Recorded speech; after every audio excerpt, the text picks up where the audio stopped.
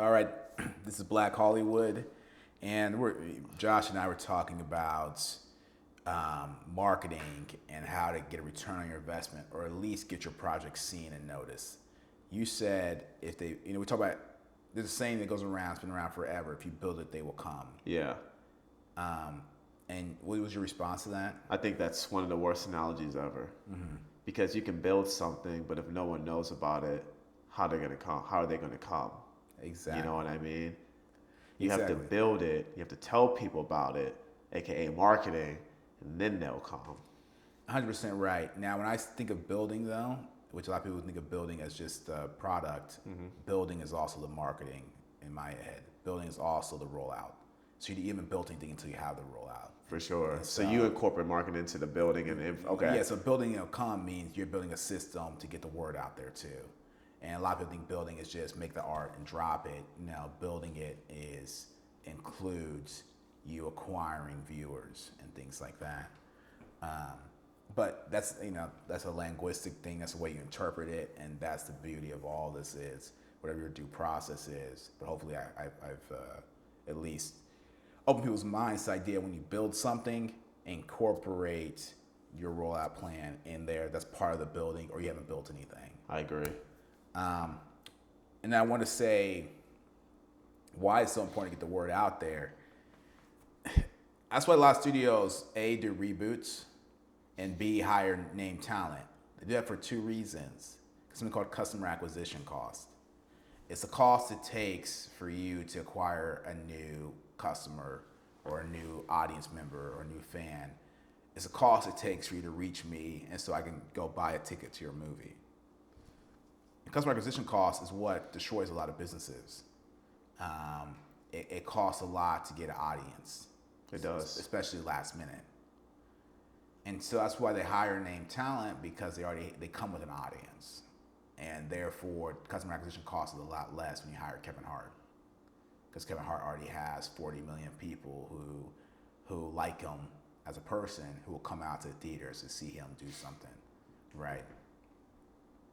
And so between Kevin Hart or my friend Jamarcus, in most cases today, at this current point we're speaking, they'd go with Kevin Hart because customer acquisition cost is reduced significantly.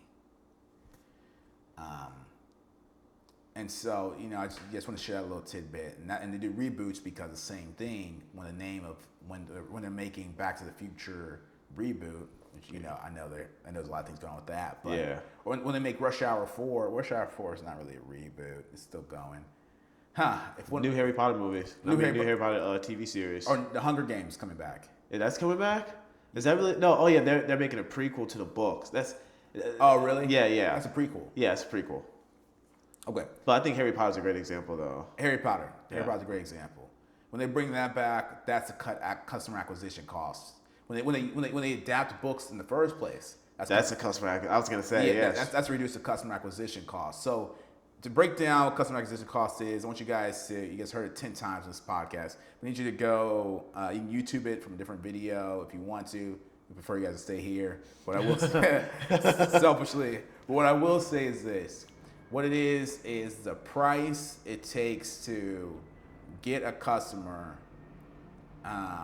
through marketing, get conversion through marketing. So it took me $120 to get marketing to get one customer to buy something. Our customer acquisition costs $120 per one person, right? Right. And so if I spent $10,000 and I got 500 customers, then you divide that 10,000 by 500, and in short, it costs $200 to get each customer, or something of that nature, right? Or $20. Someone do the math on that, but you get the gist of it. I get it. You get the gist of it. So there's a formula to it, and I think a lot of people should look into that. But not the everyday person needs to know. If you operate a business, you do need to know that. And when you're recreating a book or making a book into a screenplay and things like that, even Forrest Gump was a book. I didn't know that. Yeah. About the savant guy who was, who just was the most interesting man in the world on accident. That's what it was about. But yeah, that's why they do reboots. That's why they cast big names. They're trying to get a hold of their audience. That's why that's why, Josh and I do a lot of things we're doing now with social media and marketing, because we want to get our story out there. We want to share our progress. We want to share our obstacles. We want to help you guys. And with that, I'm sure you guys will support us because we're here to support you. So Exactly. that's my thought on it. What's your thoughts on? You're getting into you're new to this as far as marketing as I am too. Where do you think most films go wrong independent? Do you agree, or where do you think it goes where they go wrong? I watched this video on this YouTube channel, and a guy who's made a lot of movies for Netflix, who's gotten distribution on Netflix, he said that the number one mistake that a lot of independent filmmakers make is that not budgeting for post production. They don't go, and they're not including marketing, a marketing budget in that post production budget. And he says the reason why independent filmmaking is so hard is because not only do you have to pay for production of the project, once it's done, you got to pay for post production. Most importantly, marketing. Yeah. Because if you make this movie, you put it on Tubi, no one goes to watch it. It's like you guys better off. You guys were just as good as not making it. Exactly. Yeah. So that really stood out to me. Yeah. And I think it's something that a lot of people, even, a lot of people just completely disregard. Yeah. Is the marketing. How are we going to market this? How are we going to sell this to the consumer? Say if we want to put this movie on Netflix, how are we going to prove to Netflix that there's already a solid fan base in place so that if they do put it on there, people will just start watching it? You know what I mean? That's what it all comes down to. And that was something that really got me, because you hear about all these feature films, even feature films that you never heard of, like even between our friends. Yeah. I know people in St. Louis who made feature films. People in St. Louis who made feature films. Absolutely. But you don't hear anything of them. You know what I mean? Yeah. So it's like what's going on? Why isn't you're making a feature film? It's very, very hard to do, and you finished it and you shot it, it's done. That's not easy to do. Right. So it's what's missing? And a lot of a common trend that I see is lack of marketing. Yeah, it's funny, man. Especially with me having, I worked in music for a bit as well, and not to put them out there like that, but I'm going to. I have a producer who would kind of push me to drop different records, and I'll drop these records, and they'll do decent. And then yesterday he reached and I had to put together the whole package for one of my songs during the pandemic, during the TikTok era. And I ended up shooting the song Wasabi, and he wanted me to drop the song 6 months prior, or 2 months prior. I was now I'm shooting a video first. You kind of just chill out. He's like, no, just drop the song. The song will be enough. We don't even need a video. I'm like, yeah, all right. Because today it's all about visuals, right? Yeah, all right. And the song, when I recorded it, when I wrote the song, it took me 2 minutes. I probably wrote the song in maybe 10 minutes. It's one voice memo, right? This man said he don't need a ghostwriter. Yeah, I wrote a song in 10 minutes. And so I knew it wasn't a great song. And so in my eyes, because it wasn't anything that I cared for. So in my eyes, I'm like, okay, it's repetitive. It's talking about something fun, but still has this gangster tie to it. Let me just go ahead and shoot a visual for this, and let's go and take a wave of TikTok. So use a TikTok influencer friend I had of mine. Paris Nicole came through. Glad she did. Had my other friends, Yasmin and Maya, and everybody else pulled through. Chad was also really, Chaz was a friend named Chaz on there. Chaz was also really popular on TikTok. And my friend Corey is a dancer as well. So all these dancers that come through, they're homies of mine. And we shoot this project. Yeah, I put some money into it, but really it's nothing like my cinematic work at all. For sure. It's all we needed to accompany this music. I remember when that came out. Yeah. I watched it on Facebook. Yeah. It's all we needed to accompany this music, right? And so we're shooting this during the pandemic. People are stopping and say, hey, can you guys film here? All this kind of stuff. I'm like, yeah, student film, managed commercial, all that kind of stuff.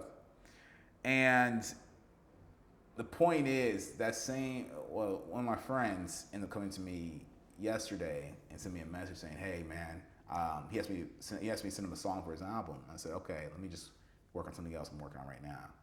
Then he reached out to me and says, hey, so how do you market on Instagram or other platforms?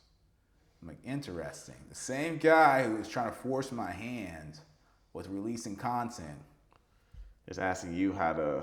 is now saying, hey, how do I market? And it's like, oh, now you get it. So now he's holding on to some of his work because he doesn't know how to market it. Yeah. I'm like, oh, now you get it. And so it just blows my mind how once you're an employee, you just want to see something get dropped for the sake of selfishly want things to be released, and performance doesn't matter to you because it's not your capital. Mm-hmm. But when you're somebody who's putting a lot on the line and you know you want to break in with this job, it's different. I know that because of that message he sent me saying, hey, so how do I market on Instagram? It's like, oh, he said these 3 years you just didn't know. It's like, man, so I had to go in and say, hey, man, Glad you didn't follow his advice. yeah, exactly. So guys, advice is free. You got to really filter through it. A lot of people give it. Like you say, only take advice from people who you wouldn't want to switch places with. Exactly. I think that's a really great advice, and that's something that everyone should really take in mind when they hear advice from people. Exactly. And I want to say the opposite side of that, there is truth to putting out art quickly. Mm-hmm. There's some truth to that. Failing fast is important. I want to ask you in a future episode, but I'll ask you even right now, what do you think? How many movies do you think have been re-released? Is that a thing that happens in Hollywood? Re-released, like the Titanic just being re-released not too long ago? Yeah, that's a little bit different. The movie's already successful. Let's say my friend released an independent film. Do we just not hear about someone release an independent film, gets no viewership, and they bring it back for revisions and release it again? Does that happen? Oh, I've heard of studios using test audiences for films, and depending on the response of the test audience, And I've been to those. Yeah, they'll go back and reshoot the certain parts that were problems and everything, and then they'll shoot it with the test audience again, and then once it's all good, then they'll release the movie. Yeah, I've done that several times. Yeah, I've been to those screenings for sure. I went to see Booksmart. That's how I saw Booksmart. I never saw it in theaters. I saw it the pre-screening. Smart. And that whole scene where it was green screen, where it's just a green screen and stuff. Like yeah, we're ignore this part. We're still working on that part. But everything else, just ignore this. Yeah, rest of the movie's good, guys. Yeah. So it's like halfway through this 5-minute segment of just them on green screen, the girl running in circles and like panicking because she's high in the scene. Yeah. And she's running in circles and stuff. Like, guys, sorry about the green screen. We're trying to figure out what we're gonna do there, but you understand the rest of it. Yeah. So they do test screens. So that kind of answers that. But I just want to know on the independent level, it costs a test screen out of me. Yeah, it costs a lot of money to do that. I've never heard that being done on an independent level, on a super independent level. Should we test screen, man? It makes me wonder now. It makes me wonder if I should and I wouldn't do it out here, but I want to get 20 people in a room to watch the test screening and see how moved they are by the piece. Yeah. Before commercial release. It's not. If you got the capital for it, why not? Why not? If you don't, then SOL. If you don't, shoot that half court buzzer beater. Yep. That's what it feels like with an independent film. It feels like you're like, okay, let me go ahead and shoot this half court buzzer beater real quick. With one leg. You can't use your other leg. Yeah, exactly. So, and you're Shaq or somebody like that having to shoot. Man. Yeah, there's a lot to it, guys. Customer acquisition costs, look into it. If you run a business, it's an important part of it. And marketing budget, everything else in between. This is Black Hollywood. We appreciate you guys for watching. Like, comment, subscribe, and share.